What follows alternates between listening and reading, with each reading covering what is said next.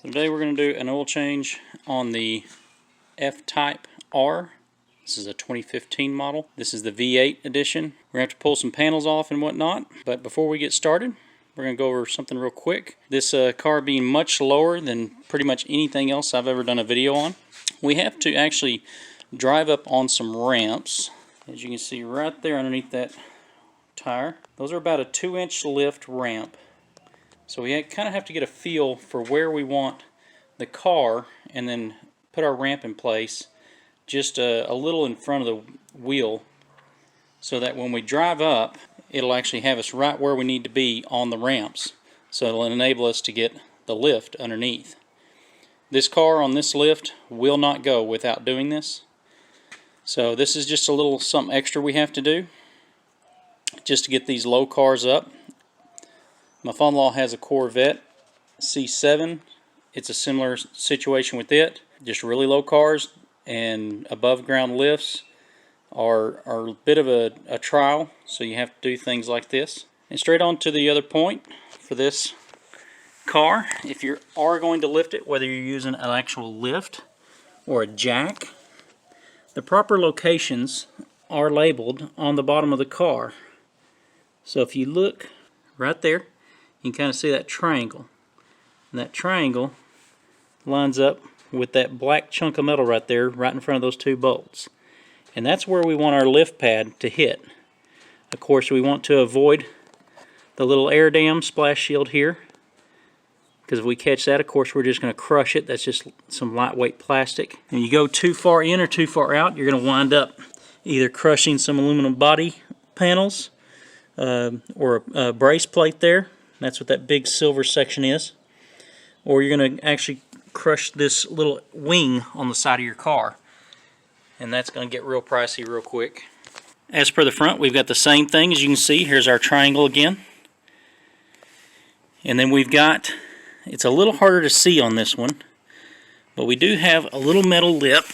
Let's see if I can get in here a little better. You kind of see this little gouge in it. But that's where somebody's used a metal lift on it. They don't have these rubber pads. But when you lift it, you want to catch this metal right here. And once again, if you go too far in, you can see our plastic actually has a lobe right here.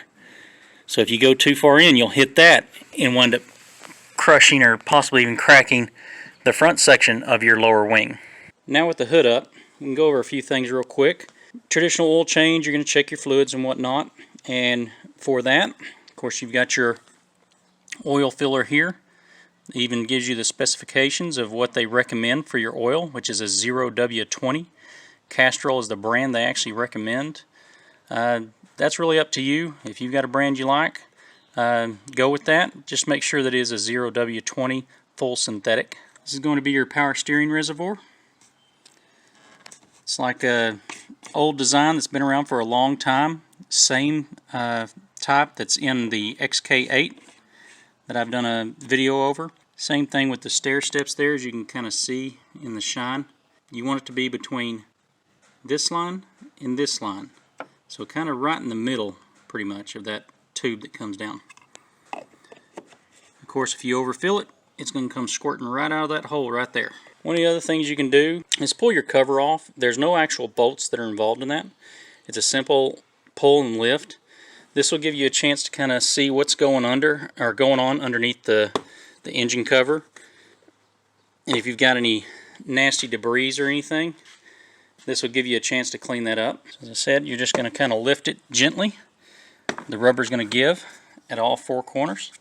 And then you can take it away. Kind of look underneath, make sure the foam's still looking okay. And here we go. Now we can do a little inspections underneath the cover, make sure we don't have any coolant leaks or anything like that.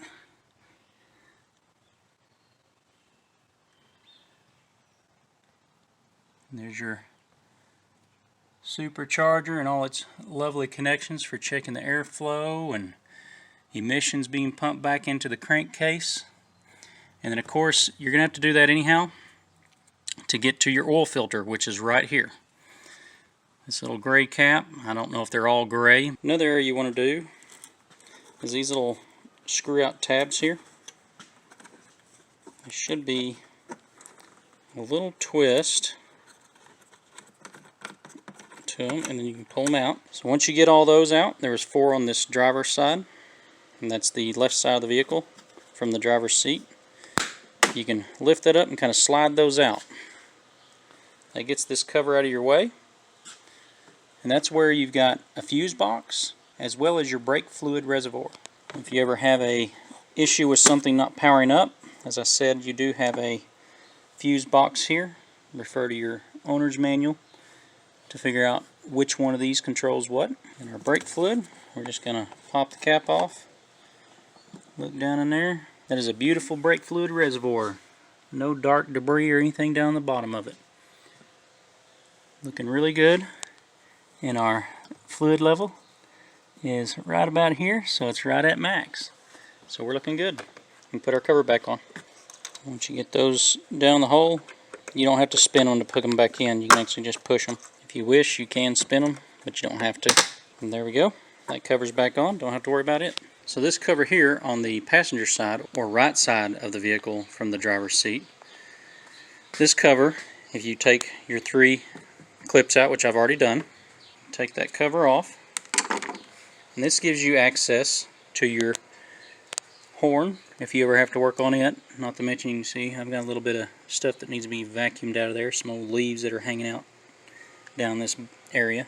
Not a bad idea to get in there and clean that out every now and then, keep it from collecting. So what you do have here that is something that is recommended to change ever so often is your interior air filter, or your cabin air filter as it's referred to pretty often.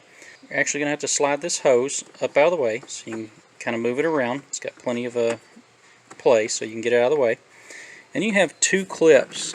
So you have a clip here, so this little piece here, and you have another one right over here on this side.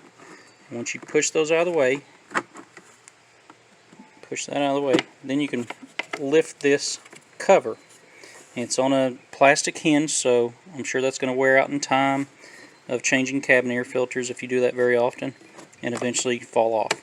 Not the greatest of design, but that's where most car manufacturers are going nowadays. Plastic, plastic, plastic. So once you get that out, now you can actually slide your cabin air filter out. You can see mine's pretty dirty, but I do not actually have a replacement right now. But that's what you're looking for. And now you'll see that these do have, just like most air filters, they do have a airflow direction, which the flow should point towards the cabin of the car, or towards the glass dash. You're going to catch all your debris in here, just like a regular engine filter. Now, this here, you notice it kind of has a dark gray color to the filter, and that's because this one has charcoal activation. I've seen a lot of the replacements on these that are not gray in color, and far as I understand, those are not charcoal activated. That's just a slight difference. It's up to you which you prefer. The charcoal activation is supposed to help keep down on some smells and stuff, such as sitting in a nice long wait for a traffic jam or whatever. You're not breathing in some person's old car or whatever it may be, bad running car, the emissions that come out of the tailpipe. It'll help kill down on some of that smell because of that carbon. Either one's going to work just fine for helping keeping the dirt particles and that kind of stuff out of the cabin. Me personally, I'm not a huge fan of these. Unless you're constantly running with the windows up, you're going to get dust and stuff in the car, so I don't see that it does a huge difference for you. I mean, I guess if you never really open your windows or your doors, but in a rare occasion when you get in and out of the car, yeah, you probably get a little something out of it. But most people around here, if it's a nice day, they kind of like to have the windows cracked and enjoy the fresh air. So there we go. We're ready to start taking things apart and getting the oil drained out of this thing. Also, while we're over here on the right side of the vehicle, you're going to have your coolant reservoir here. As you see in the sticker, shows only add orange coolant, not green coolant. That will definitely give you a terrible repair job if you were to do that. Nowadays there's a lot of coolants that are universal, so those should be fine, but definitely follow your instructions from your manual and use the recommended fluids. Also, if this is hot, which mine is because the car has been running, we're definitely not going to be taking this cap off. But if you look down the side here, you can see this kind of white, and then it gets darker right below that. That is actually the fluid inside there. If you jiggle it a little bit, you can see it move. So, and here's our min-max line, just right here. Hopefully you can see that. We're just a touch under the min-max line, so I think we're alright where we're at there. I don't think we need to worry about topping this off. Now if I was down maybe a ½ inch to an inch, yeah, I'd probably think about topping this off once this cooled off and double check it when it's cold. So another thing I'd like to note for people, if you have one of these and you're not real familiar with it, a nice little port has been added right here. So they've got a cover and then another cover. They're wanting to make sure that you don't accidentally hook onto this. But this is your positive side, so if you needed to get a jump for whatever reason, so you can hook your positive here, and then your negative can go right here. This is a grounding post, and that's how you can get you a jump. Do be careful doing jumps if you've got somebody pushing a lot of power to your vehicle, more than what it's designed to handle. That can cause problems. And once again, I say refer to your manual before you do anything like that. You also have, once again, another little fuse panel here with a couple of relays. Once again, refer to your manual to know exactly what those power up and control. But a nice thing to know that those fuse boxes are right in different locations. So the other thing you want to check is your washer fluid. And for the rear, it is right here, not far from your license plate once you have the deck lid open. And pop that, of course, fill it up just like you would any other washer fluid. So you do have to have one special tool to get this job done. I guess you could get around it with a belt filter wrench, but the part I'm talking about is this right here. You can pick this up at Amazon or any other online retailer. This part will actually just pop right over your oil filter cap and allow you to put a wrench on it to break it loose. So the other thing we have on this cap, hopefully you can see it, it is marked to be torqued down to 25 Newton meters. Now when we replace this, we'll actually be replacing some O-rings and whatnot with it as well. As I said, you can hook a wrench on this and just give it a turn. It's going to be a little stiff at first because there's an O-ring on this cap. Once you get past that O-ring, it'll smooth up. So once you get this loosened up enough, you can take your cap off, or your tool. So now we can go ahead and turn this by hand. Be real careful. We're going to leave that just cracked for a little bit. So when we drain the oil, hopefully it'll pull as much of the oil out of there as possible. That way we don't get a ton of oil just dripping off when we go to take that out. Of course, we're going to try to slide a rag underneath it just as soon as we lift it up, to try to keep as much oil from spilling out all over the engine as we can. Shouldn't be a whole lot, but there'll be several drips, and just try to keep that off the car. Another good thing to do while you're doing your oil change is, you've already got it in the shop, you might as well just go ahead and check your tire pressures. Now inside the driver's door, you're going to have a sticker just like this. It's going to tell you what your proper pressure should be for each of your tires. So as we can see here, we have the front should be 36 psi and the rear should be 36 psi, assuming that we have the same wheel and tire setup from the factory, which I do. Another nice thing to go ahead and do while you're got the car up in the air, you don't necessarily have to pull the wheels off. If you've got a little mirror or something like that to kind of slide in back behind, you can look behind here with a mirror. I don't have mine out right now, but that's what I'll be doing. You slide it in between the wheel and the brake, and you can catch a glimpse of how thick the pad is. You can also use Allen wrenches and kind of slip them in there and kind of see what the gap is, kind of use them as a feeler gauge to kind of get an idea of how thick the pad is.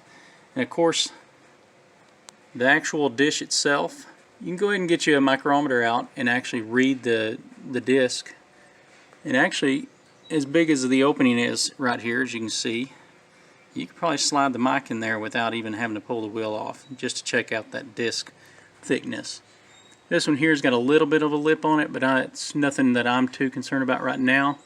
It definitely has a lot of meat left on that disc, so I don't think we have a problem. And as I said, I'll be getting my mirror out here shortly, and I'll be checking these, and I'm going to do that at all 4 wheels. Be sure to check your inside and outside brake pads, because I have seen on other cars that if you have a messed up caliper, you may actually wind up wearing one or the other faster. So you want to be sure and check the inner and outer pad to make sure you're not getting too thin. Here's a shot of the rear caliper. So once again, we've got a lot of room between that wheel and that disc, so if you want to mic it out while the wheel's still on, I think you got plenty of room. And once again, slide your mirror in there. You've got even more room back here than you do at the front, so it should be no problem to be able to look in there. While you got it up in the air, is look at your tires. This is a good time to look at them and find out what your depth is. We're pretty good, but we are getting somewhat thin on these. Looky there. Lucky me, looked like I got a staple or something in my tire. So there we go. Caught it before it became a strange on the side of the road problem. I don't think that's too bad, but I'm not going to yank it out right now. We'll check that here in a little bit and see if we're actually getting any air past that. A little soap and water, you know, spritz it on there, let it set for a second, look for bubbles. That's all we've got to do there. If we're not getting any bubbles, we may see about pulling it out and then checking it again for bubbles. So another nice thing to know about your brakes is that from here, you can see we don't have a wire going to this brake caliper. And that's on the right side. But over here we do. And what that is that's your brake pad wear indicator. So what happens is when that actually gets down to the metal and it cuts into it, it will actually set off a light in your dash. But as you see, we only have one on the front. And back here, here's your left rear. There's no sensor on that one. But your right rear, see that thin wire right there? Oh, that thin wire right there, that's the brake sensor. So your left front and your right rear are the only two that have sensors on them. And keep in mind, that is only the inner pad. So if the inner pad is not making good contact because of faulty piston or whatever may it be about the caliper, that's going to cause you to have an erroneous signal that the pads are good, or possibly even that they're bad, when it could be just the inner pad that's bad and the outer pad is good. So be sure and check your pads thoroughly to make sure you are getting even wear, because you could have a bigger problem. So another thing you're going to have to do to get your oil changed is this panel right here. It's got several screws in it, and you're going to need to take all those out. So you've got one here,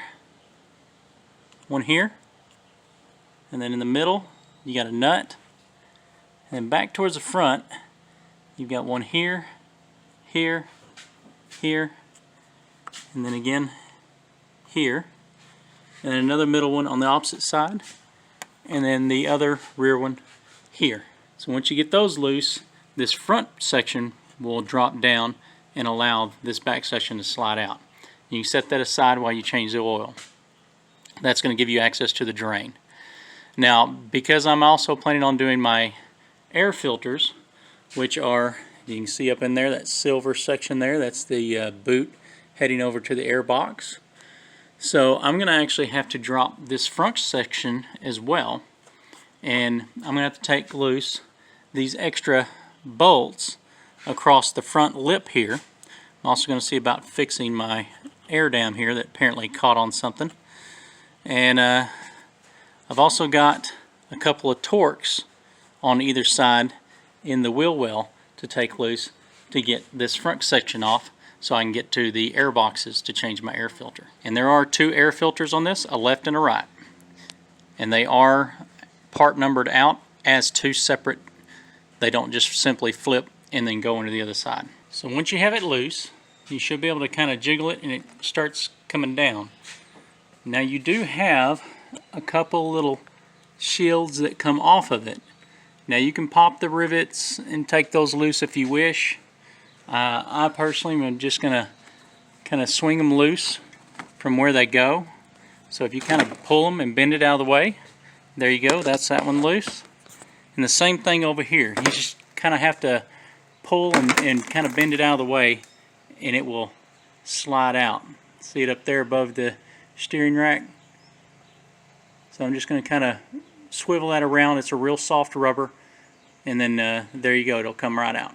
So the F-Type has one major flaw that I'm aware of, and that is that they went a little cheap on some suspension plates. So as you can see here, this is in the rear section. This is a 2015, and we're already starting to see a decent amount of surface rust. It's actually to the point that it's bubbling up the paint right here and here. This is a pretty common known issue with these cars. Unfortunately, because they went with a little bit cheaper materials, such as in this whole rear steel clip, these are going to be a problem down the road. So you're going to want to keep an eye on this as you do your oil changes, because eventually this is something you're probably going to have to address. Right now mine's getting there. I'm not sure when I'm going to do this, but it probably won't be too far in the future before I take this down and see about getting it blasted down and repaired, so I don't have to worry about this anymore. So at this point, it looks like this brace here in the front on the back is seeing the brunt of it, as well as this little cross brace here that's just right below the exhaust. These two pieces look like they'll come off nice and easy, just a few bolts, and I can run them into a powder coating shop, get them cleaned up, and get them powder coated so I don't have to worry about them so much anymore. Not to say that that problem's ever going to go away unless you replace it with something stronger and less affected by rust. Unfortunately, it's something they did. Kind of stinks that these cars were neglected that way. Why they didn't just finish it out with better materials, I don't know. But you also have areas in the front that you need to watch out for, such as here. Once again, it's a brace, and it's underneath right where the transmission and engine meet. And you can see mine's got a decent amount of rust and starting to get the paint to flake off. And this was a car from up north when I bought it, so I'm sure it saw some ugly salt and other things on the road that may have helped to progress this as far as it has on such a young car. But now that's here in Texas, I think we'll be able to do that repair like I mentioned before, and not really have to worry about it too much here in Texas. So more things to look at when you do an oil change. You got the time and you're under here, might as well take it. We're just going to look around at our bushings and connections, make sure everything looks good, nothing's been bent, nothing's leaking, nothing's dripping oil out, our suspension isn't looking wet, our springs aren't looking warped or tilted off to one side, which was a real bad problem on the XK8. Once they got some years in them, those springs would actually be kind of warped looking, almost like a banana, and that's because they just given out from the years of driving. But this one here looking good. All our bushings are looking nice. Nothing's looking like it's been under too much stress. Rubber's still looking good. Now you can use some sort of rubber protectant or solvent to help keep it soft. That'll prolong the life of your bushings and the rubber boots around your ball joints and whatnot. Once again, I do refer back to your manual. Use what they specify. If they don't specify anything, it's up to you at that point. Just be sure that whatever you do spray on there is not going to destroy the rubber. It's actually going to moisten it and keep its longevity. So here's our oil drain plug, and that is a 13mm head on that. So we're just simply going to break that loose and let our oil drain out. Of course, once we get it broke loose, and it does have a rubber washer on it, it's going to keep it from draining too quick. But once you do get it enough out, you're going to have to pull that away pretty quickly so you don't get it all over you. I got a little bit on me. You see it's got like a little nipple on the end of it, so that it kind of helps direct it away a little bit. But the idea behind that is it's got a little catch to it. Kind of let you know if you've got a bunch of metal down in there. So you want to do this while the oil is nice and warm. You don't want it so hot that it's going to scald you, but you definitely want it good and warm so that it's going to flow out well and get as much of the oil out as possible. Our oil's looking pretty good. It's dark, but it's not black, which it shouldn't be. This car seems to have been pretty well kept before I got it, so we're just going to carry that on. So to get to the air filter, it looks like you actually have to pull quite a few more bolts off than I expected originally. So pretty much every bolt underneath this chin is going to have to come off. The first set that I was pointing out originally took the chin spoiler off, just a little bitty air dam that pops down here, the one that I had that was bent. Now then you also have to take loose the two back here, there and there, and that gets most of it loose. But then you have to take the actual chin spoiler here, the painted chin spoiler. That's going to have to come off, and that's on each side, 2 separate pieces. There's 4 bolts that hold that on, and there's like another 10 or so of these Torx that have to come off to finally get this plate down. So one really nice thing they did on the chin spoiler is they did put a couple of nipples to help line you up and make sure that you get it right back in the proper place. But you are going to have to make sure that you get it lined up against the chin when you get it back up there so that it looks proper. So that is going to be something where you're going to have to slow down a little bit and make sure once you get it all in place it looks right. So that was a grand total of 37 bolts that had to come out of this to get that plate down so you can get to these air boxes. So here's your air box on the left side, and here's your air box on the right side. So here's the air box out. So you have a grand total of 1, 2, 3, 4, 5 Phillips head screws that hold it up, and then these 3 hooks here are actually hoops that hook to 3 hooks on the actual upper box that's mounted in the car with other bolts. So when you look at it, you'll see it from this side, from underneath. It's got a one-way valve here to let water or whatever else out of the box. So they are a bit of a pain to get to. It was 37 bolts to get that out, on top of the 5 per air box. Fortunately, but unfortunately, now that I've spent all this time to get it out, air filters actually are good on this car. I was kind of surprised with it being a used car and being such a job to get that out. That's something I could easily see in somebody just omitting and just not doing. It is a bit of a job to get the air boxes off. Definitely one I'd recommend using a lift if you have the option for that. You can do it on the ground, but it is going to be a pretty tedious job. So here we are. Here's the left hand side. Did you see the boxes marked LH? Once again, our filter is good and clean, so I don't see any reason to replace it. I'll just hang on to my new filters until these are bad. Probably another 10,000 miles, which probably going to be a long time for us because we don't drive this car a whole lot. As I said, these are not swappable. As you can see, the triangular part of this is offset, so you can't throw a left one in on a right. So unfortunately, you do have to have 2 different part numbers. That's pretty much it to these boxes. You don't have to screw the screws all the way out, as you see here. You just get a couple of threads exposed, and then you can just stop there. That'll get enough of the threads out of the main box or the upper box so that you can drop the thing down, and there you go. The boot does slide out of the way pretty easy, so getting the boot off the intake port here isn't too bad. That's pretty much it. One quick note when it comes to putting this in, the tongues of course need to be caught into those hoops, or the hooks and hoops need to be caught in, those 3, and you can kind of rock it towards the actual boot and it should just pop right into place. Now I have no screws tied in right now, and I can actually let go of it once it kind of slides into that boot.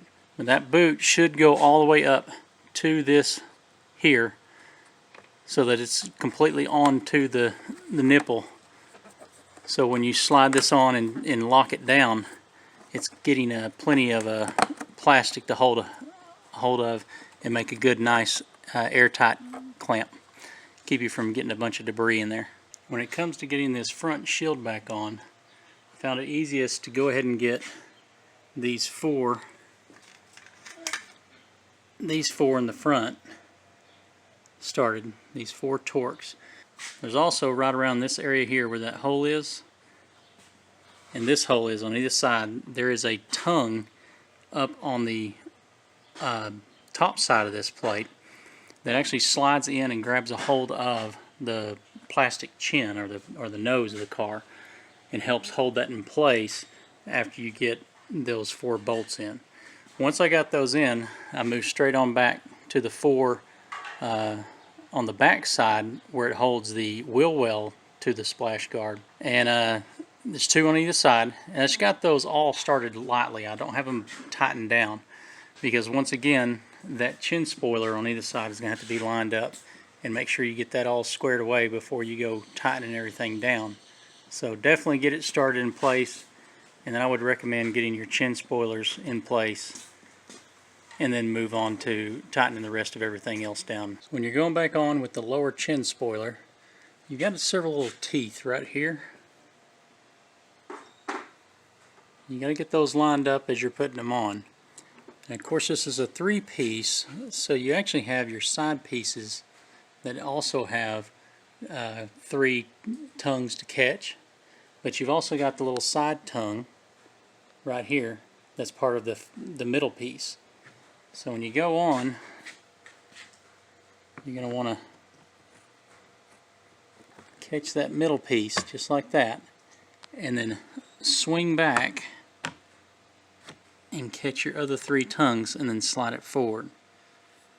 So you can get your middle one on. I just did 1 bolt to get the middle one on, and then caught the tang on the side, and then did the 3 tangs, then ran a couple of bolts up to hold that in place so I can finish running it all back together. So this is the one difference from mine to many others, is I've got a quick easy off tag plate carrier, and that there just replaces the bolt that was originally here, the Torx bolt, just like this one here.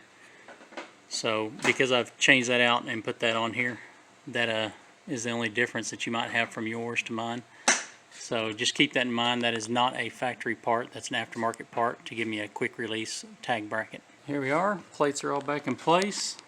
When you go back in with all these nuts and bolts for all this plastic air dam equipment, be sure not to go too overzealous with it. Get them tight and maybe just a scotch more. You really don't need a whole lot on these. The plastic itself is going to act kind of as a lock washer.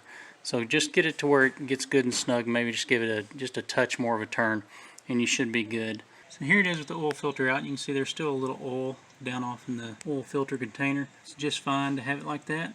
This is what I was hoping for, letting it sit for a little bit. That way it doesn't drip all over the engine. Here's the filter still in the cap. So it snaps in. Here's your new one. As you can see, it snaps in with those.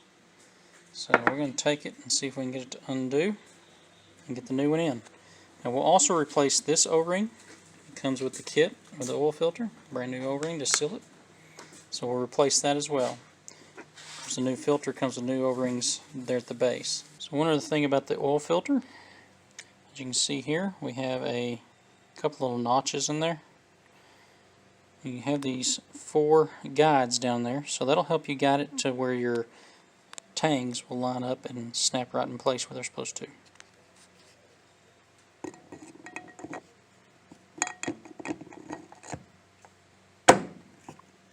And there you are.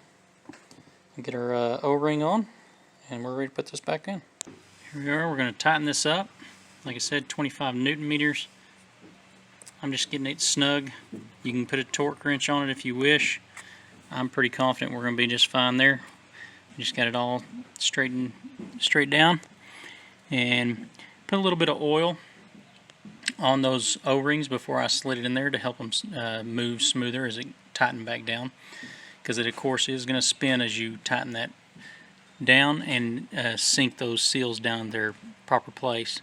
I just give it a little extra something. Once this cap seats down to the housing, and that keeps it nice and tight. So when you're filling the car back up with oil, you do not have a dipstick. You actually have a gauge in the cluster that you can go to.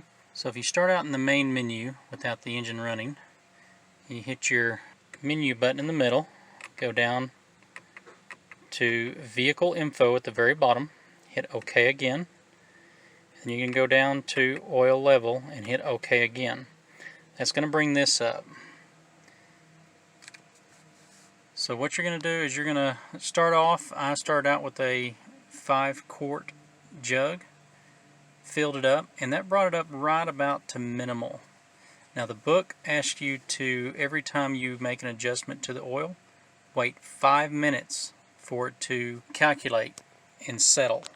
So right now I'm almost at the halfway mark, and that's at, as I mentioned before, I put a 5-quart jug in, checked it, and then I added another 1/2 quart. So I'm still letting it set and see where it settles out to before I add any more. So I'm thinking I'm going to be able to get away with hopefully 6 quarts on this. Hopefully I won't have to crack my last quart. But I did start out with 7 just to make sure I had plenty. So as you see here, we're up to half. I've been waiting several minutes, so I'm probably going to have to put the other half of that quart in. But also, when you're doing this, be sure to have the car level. If you're parked on an incline or hill of any type, that's going to throw this way off. So be sure that the car is level when you do this. So I've added a little more oil to it. Now mind you, I haven't started the engine yet. So once you do that, of course, oil will be forced into the oil filter, and that will actually lower your actual level a little bit. A lot of times that eats up about 1/4 to 1/2 of a quart. So I would expect this to go down after I start and run it for a moment. But now that my level is up to where it is, I'm comfortable enough to go ahead and start the car and let it run for just a couple of minutes to get the oil flowing through everything. So that's what we're going to do now. I'm going to go ahead and start it. Okay, so I just ran the engine for a little bit, so we're going to let it set, and this should hopefully give us a good indication here in a few minutes, and we'll check it again. So when you're getting ready to put your engine cover back on, what you're looking for are these 4 points on the bottom of the cover, and they're going to line up on those 4 black studs sticking up. So once you get them over those, you just get them a gentle push down and they'll slide right over. The rubber should be pretty soft. Of course, this is something that probably with time will become hard and brittle and eventually will break, and you'll have to replace these little rubber grommets. We're going to pop this back on. So here we are. That little bit I ran it was enough to get the engine warm enough that it wouldn't let us see what the engine oil is until it cooled back down just a little bit. Also, it wants the engine oil to settle once it's been ran. So here we are. It's finally settled down. The engine's cooled down, and after running it, as you saw, we were almost max, and that brought it down to half, which, as far as I can tell, that half is roughly about 1/2 quart. But I'm going to add a touch to it and see where it goes, and we'll get it topped off. Hopefully no more than about another 1/2 quart in here, and we should have it at max. And that will put me at over the 6 quarts, so definitely going to need 7 quarts to do an oil change on this. Let it sit for a while longer. This is where I wound up with 6.5 quarts. So I could probably use a scotch more and it would probably push it to that max. But I'm going to leave where it is and just check it in a day or two after driving a little bit, just to make sure it hasn't dropped down a little bit, and top it off again if it looks like it drops down a hair. That should be it. We're good to go.